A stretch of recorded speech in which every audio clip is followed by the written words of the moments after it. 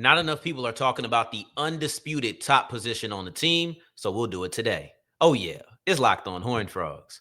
Play my music.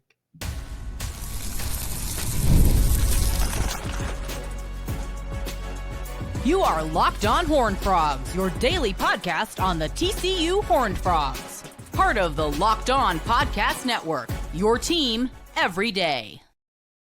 What's going on, family? Welcome back to another episode of the Locked On Horned Frogs podcast, your number one daily one-stop shop for everything TCU athletics, Monday through Friday. Part of the Locked On Podcast Network, your team every day. And I, of course, am Darrion Gray, a.k.a. the Mouth of the South. And remember, just because the mic cuts off does not mean that the journey is over every dayers. It just means it's time to follow me on Twitter at South Exclusives. Starts with an S and ends with an S. Today's episode is brought to you by FanDuel. And right now, new customers can bet $5. And if your $5 bet wins, you get $300 back in bonus bets. We'll close out today's episode with a look at the biggest winners and losers around the Big 12 this weekend. Also, TCU's rushing woes are worse than you actually knew. But let's kick this thing off with something I think needs to be clear. The linebackers are by far the best position on this team, and we are excluding quarterback. Take out quarterback, and I and Sarah Smith believe that linebackers are the class of Texas Christian University. Sarah, how you feeling? I am good. I'm very ready to put some praise on these linebackers because if we look back to just a year ago, TCU's defense really struggled, and especially against the run game. Every week there would always be the question at the post-game press conferences, at the Tuesday, Wednesday ones, is the run game or is the run defense going to improve? Is the run defense going to improve? And they said yes, but it never did. And now we're seeing that. Last year, TCU was the fifth worst rushing defense, and now they're the third best. Obviously, Texas Tech, they're allowing like 60 rushing yards per game. So I don't think anybody's beating them, but this is a win for TCU. And I'm going to get into this player a little bit later in my Sarah Stat of the Week segment, but Kaleb Elarms-Orr is an absolute beast. And this is a veteran guy that I think is going to have a lasting impact on the defense to the younger guys, kind of like the Fred Warner of TCU football in a way. So I've been loving what I've been seeing out of this group, and it's only going to continue to get better, I hope. What do you think?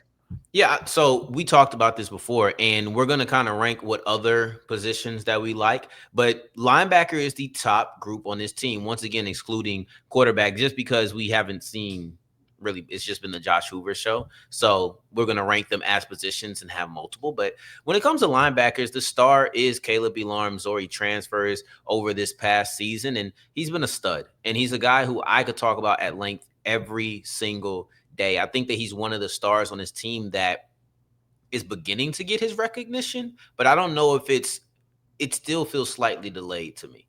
It feels as if people are a little late to the Kaleb Elarms-Orr party, but if you're going to be late to the party, it makes sense to join when he's out here racking up 15 plus tackles every single week. So I guess this is perfect timing depending on who you ask. But for me, this is a player that I've noticed quite a bit. And he's so versatile. Now, it doesn't just boil down to Elarms-Orr, though. The reason that I think, and I'm going to tell you the deciding factor, of course you have a star in Kaleb Elarms-Orr. I think that he is a guy who is a leader on the team. He is the guy who stands out the most, in my opinion, on this team. But Max Carroll is a player who doesn't get a lot of snaps, but he's often noticeable.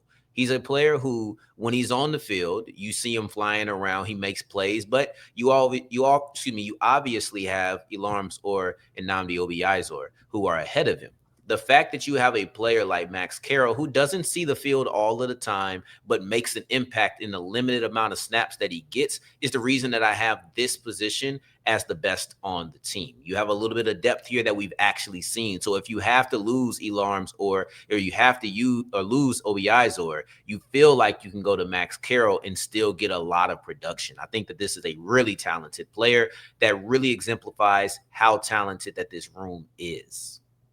Yeah, absolutely. And you always kind of need that kind of next man up mentality, especially out of this room, because you never know what's going to happen. Obviously, you can see that in the NFL where injuries are just plaguing every team. So you have that next man up mentality. And I totally agree that he's definitely made some amazing plays for the defense. He can definitely step up into a bigger role. And kind of the second ranked position group that I picked are the running backs. And I know that we talk about them frequently, but I just have to talk about them because our running game does them a disservice because it's never as good as we think. And we have so much talent in this room. You have two veteran backs with Kevorian Barnes and Trent Battle, both seniors, both very talented.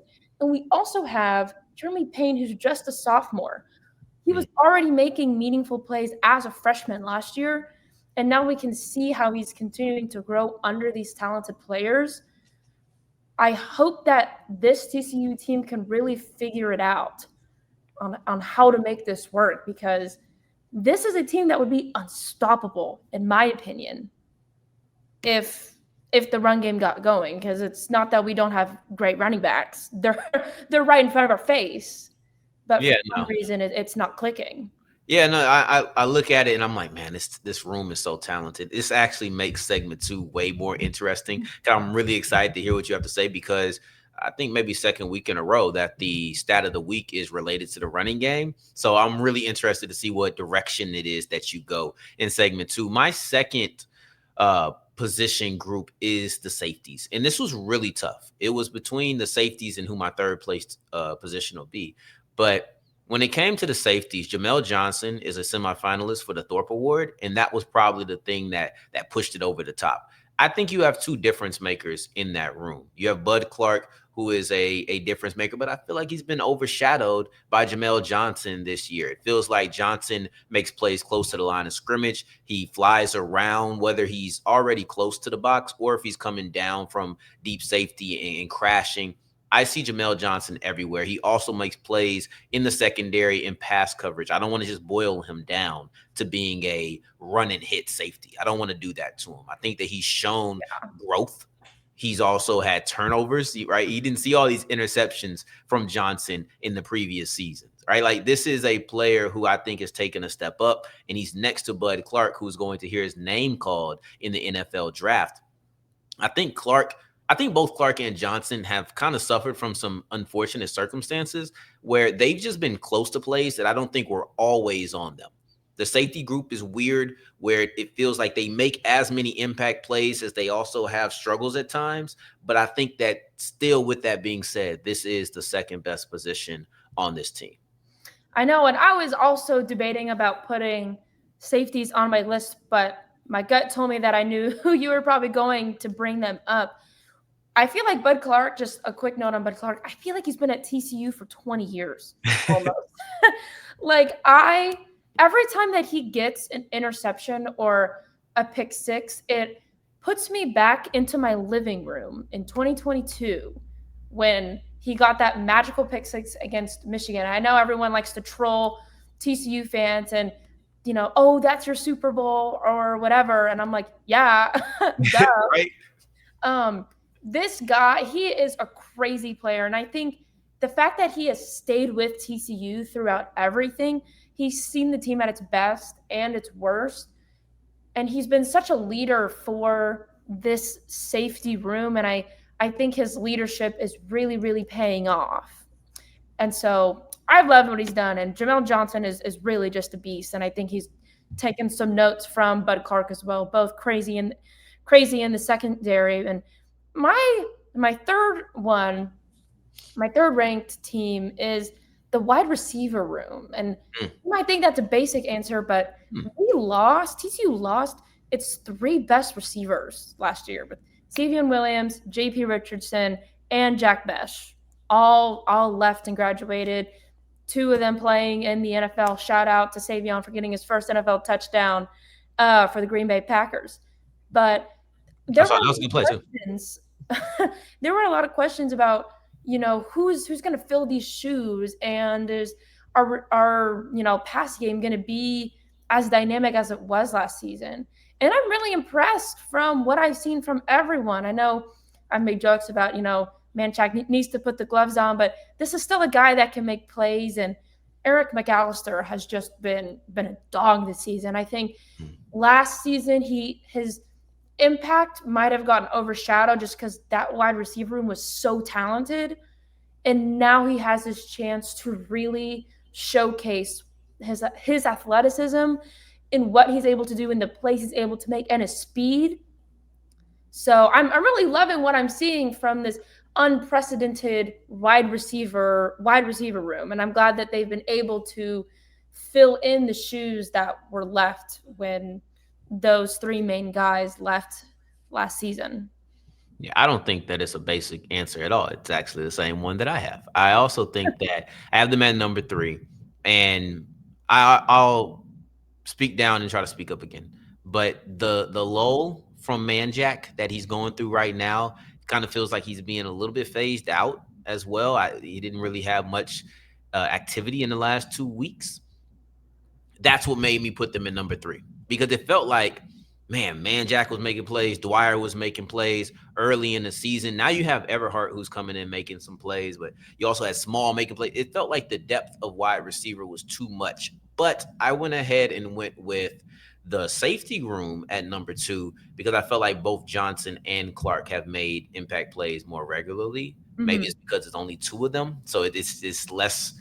You can't get the depth the same way you can at wide receiver. But also I just felt like Dwyer had lost a little bit of steam towards the middle of the season. Manjack's losing steam right now. While Eric McAllister is an absolute impact player, I got 2. I got 2 in that safety room. So I think that these guys are extremely talented. I just don't know if they have, outside of McAllister, shown up frequently enough. It's kind of the same way that I feel about the running back room, which is why also I came up with this idea off of the Locked On Kansas State crossover. So this was really cool where I was, let's talk about our top position groups. I want to give a shout out to Christian on that because I would not have come up with this idea if it were not for him. But anyway, the way I would describe the running back is very talented, inconsistent effectiveness. So let's get into this running back room because you had an interesting stat paired with them being the top 2, one of the top 2 position groups as we continue with Locked On Horned Frogs. Today's episode is brought to you by Mazda. Listen, if you've driven a Mazda, you understand exactly where I'm coming from because Mazda crafts cars for those who do more than just simply move. Mazda delivers confidence with every ride. I don't want to be in the car feeling shaky. And listen, I'm not going to say any names, but I've been there. All right. I have been there before where you're in the ride and you're like, this don't feel right. Maybe they don't have the Japanese leather, or maybe they don't have they don't have the upholstery and the metallic accents that make you feel like you're riding in style. Maybe they don't have these things because at the end of the day, the only people who want you to get from point A to point B are the people who want you to buy the cheapest cars. Those who want you to have a good time, those who want you to have style, those who want you to have a safe drive, they suggest that you go ahead and purchase a Mazda. They have more IIHS Top Safety Plus Pick awards than anybody. And like our players, we sweat every detail because when you make every move count, the impossible becomes irrelevant. Mazda, move and be moved.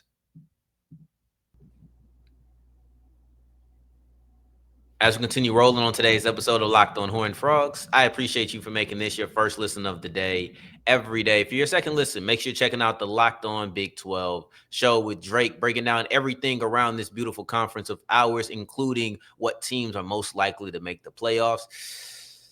It's not TCU. They had like a 2% chance on they flashed on the ESPN. I don't know if you saw it. Yeah, it's not 0. You're telling me there's a chance. But yeah, apparently TCU has the lowest percentage chance to make the playoffs of people who are still able to make the playoffs. I think it was like 2%. And if anybody's lower than that, then ESPN deemed them unworthy of a graphic. But speaking of graphics, we have our Sarah stat of the week, and it's all centered around this running game. Talk to me, Sarah.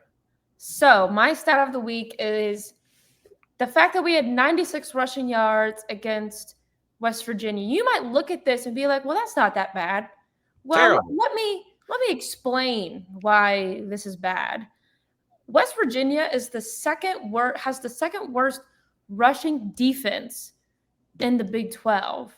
So why is this number not at least 200? At least 200. There's no question whether we have a talented running backs, but for some reason they just can't get it going. And I actually discovered something hilarious earlier today. My curiosity piqued me, and I was like, what? Let me check on TCU's rushing offense and where they stand in the Big 12. I did not expect what I found, because I found that they're last. They are dead last in rushing offense in the Big 12. And Oklahoma State, who I don't even think they've won a game yet this season. If not, they've won one. Not in Big 12. They have more rushing yards per game and total than TCU.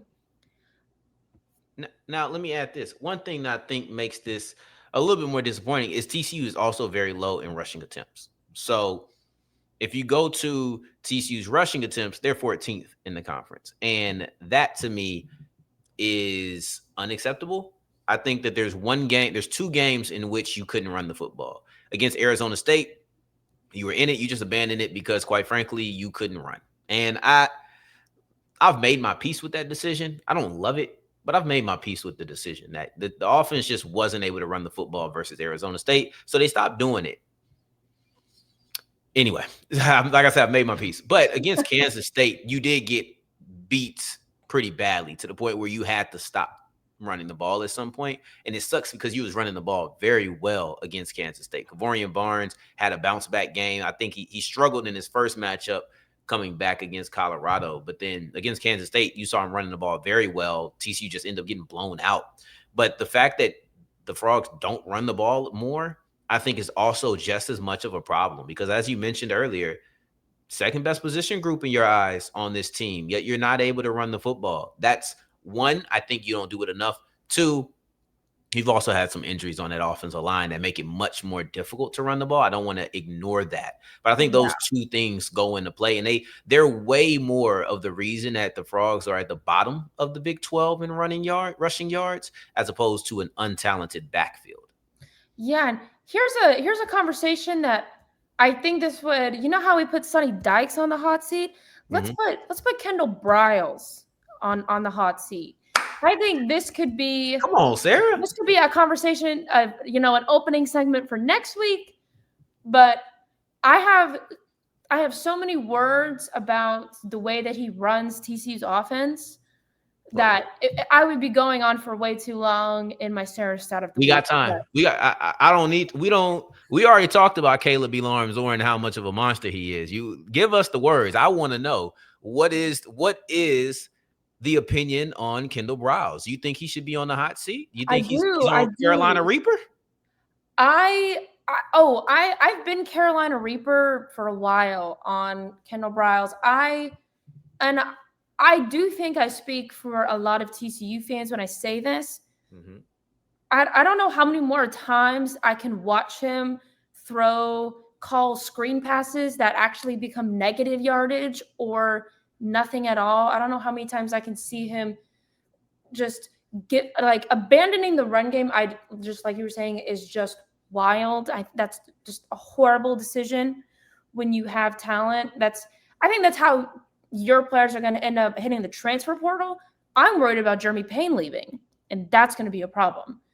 I don't think that this is the right offensive coordinator for the way TCU's offense wants to operate, and he needs to go. He needs to go as soon as possible. Each screen pass that I see worsens my mental health watching TCU football. I am not joking. Even my I'm sorry for parents, laughing. my parents agree with this statement, and they didn't even graduate from TCU. So that is my Sarah's special segment breakout moment this week. Okay. Um, Okay. just putting that out there. And okay. Kaleb Elarms-Orr has 16 tackles. I don't think we have much more to say about the running backs, unless you do. I No, feel like I going off don't. on Kendall is enough.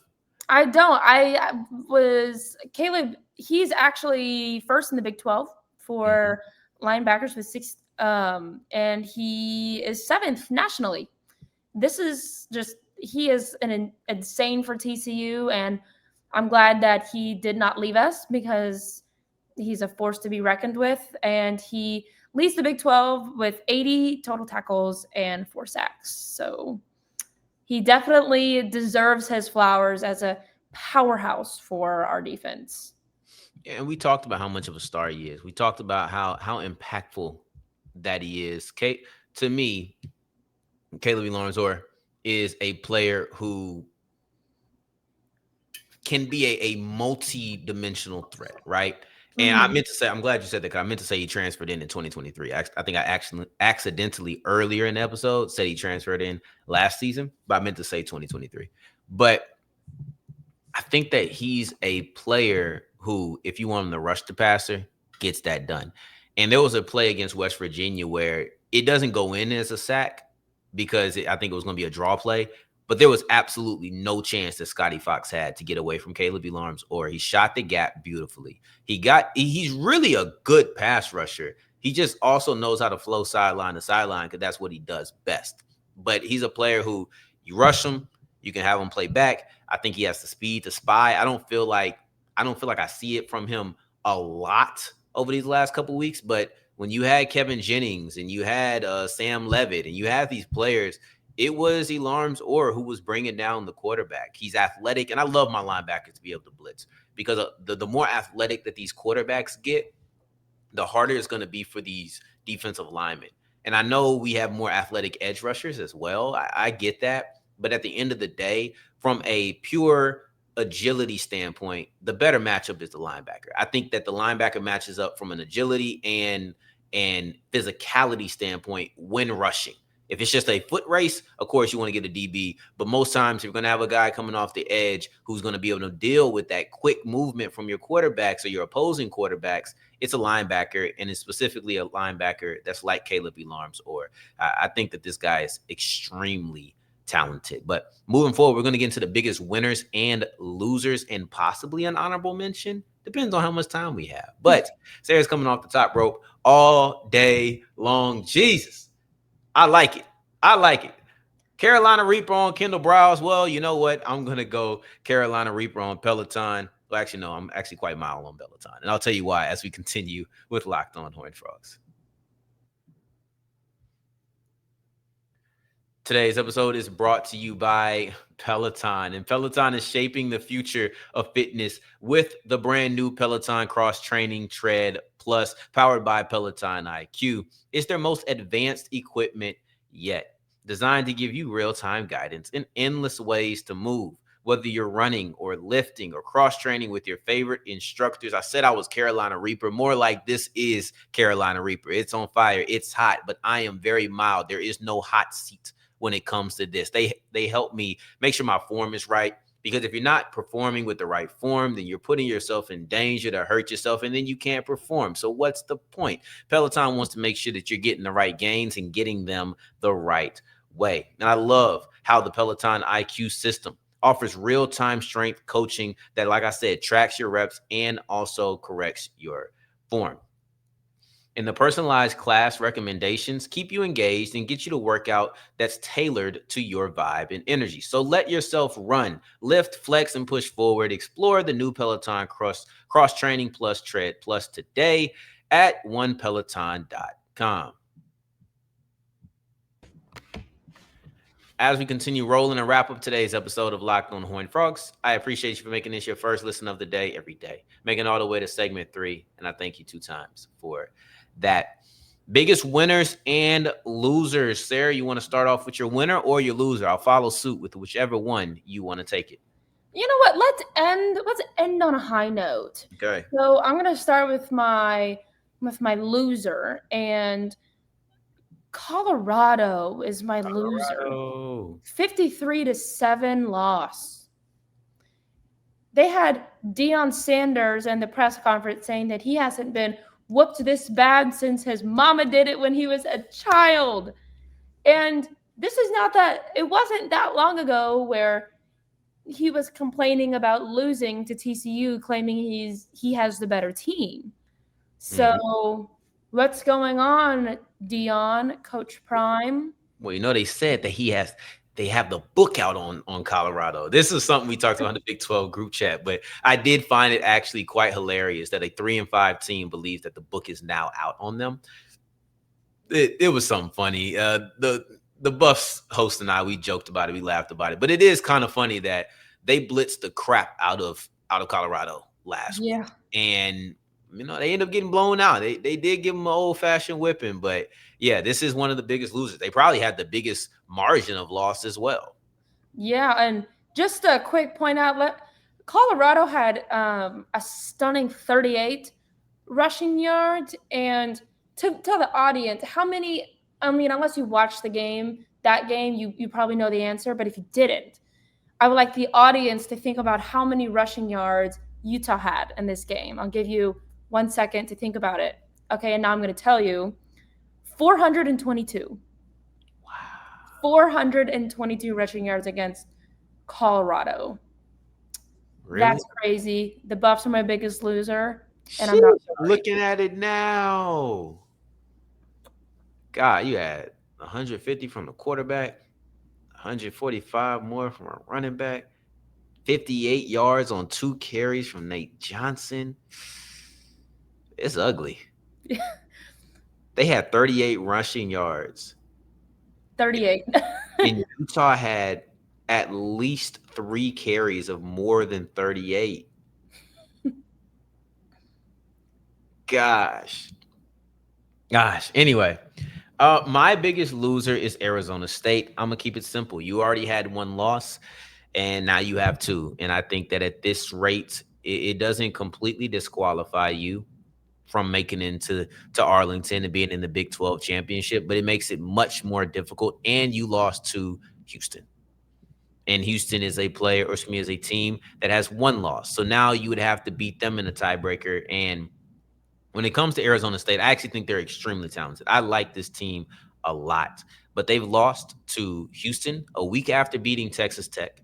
And they've also lost to Utah. And I think Utah sits at, let's see what Utah sits at in the Big 12. I think they're, let's see. 5th, and they have 2 losses. They have 2 losses as well. So you're losing to a team that has 2 losses. You're losing to a team that has 1 loss. That's going to be difficult in the long run. Once you get to tiebreakers and things of that nature, you have to be 1 game better than them. And I don't know if you're going to be able to be 1 game better than both of those teams. So really big loss for Arizona State. And you lose Sam Levitt towards the end, but he did play most of the game. He may have been injured because, he went out at the beginning, but he came right back in. So he may have been hampered, I would say, but you did have Sam Levitt for most of that game, not the excuse you could use. You did that last time you lost. But this time, they just took care of business. Yeah, and that goes into my winner of this week, and that's got to go to Cincinnati.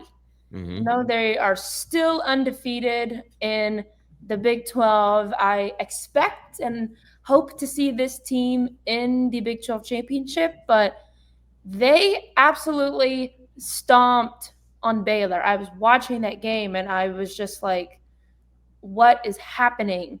Dave Aranda was sweating pretty heavily on the sidelines because his job is in serious jeopardy. Cincinnati also beat them in the rushing game. They had 265 compared to Baylor's 129, and those aren't bad stats. But Cincinnati, they're at home. That environment is a lot different than Baylor's home environment, and they stood on business and got it done and sent the Baylor Bears home with a big fat loss. So I was really really happy with what I saw out of this Cincinnati team. They're super talented, and I hope that they can make it to that Big 12 championship. And at this rate, they could have a really great chance to go come undefeated in just regular conference play. Yeah, no, they control their own destiny. They definitely do, but their destiny is tough, right? Like Cincinnati actually has some games.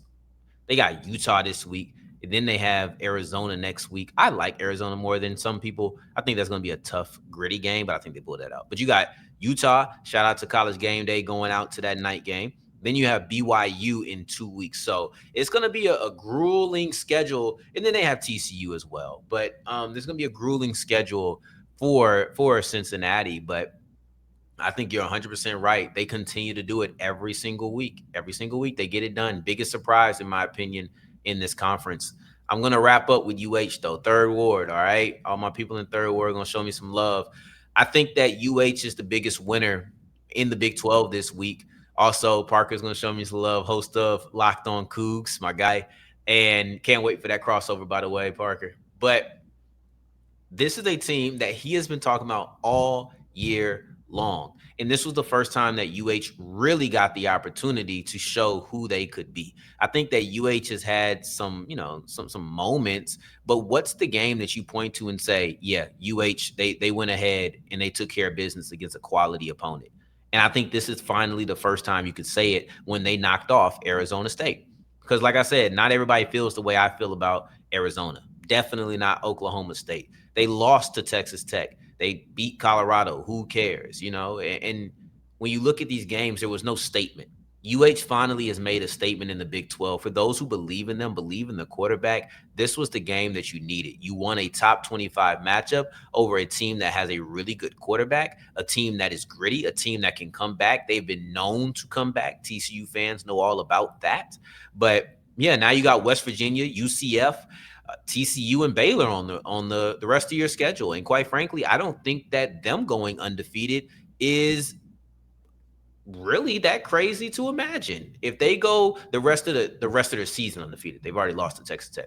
But if you go the rest of the season, you finish undefeated, we're having a different conversation about where you sit in the Big 12, right? Yeah, So and their one loss to Tech is, that's a good loss because Texas Tech is a phenomenal team. Whereas if that loss was to Oklahoma State, that's a bad one. It'd be different. And you know what? Tech could lose to BYU.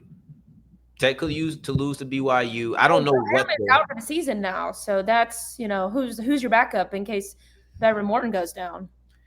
It's an interesting situation. All I'm saying is, don't be surprised if Houston finds their way in Arlington at the end of the year. But what Sarah doesn't know is that she just changed this whole dynamic of the show with dropping that fire on Kendal Briles.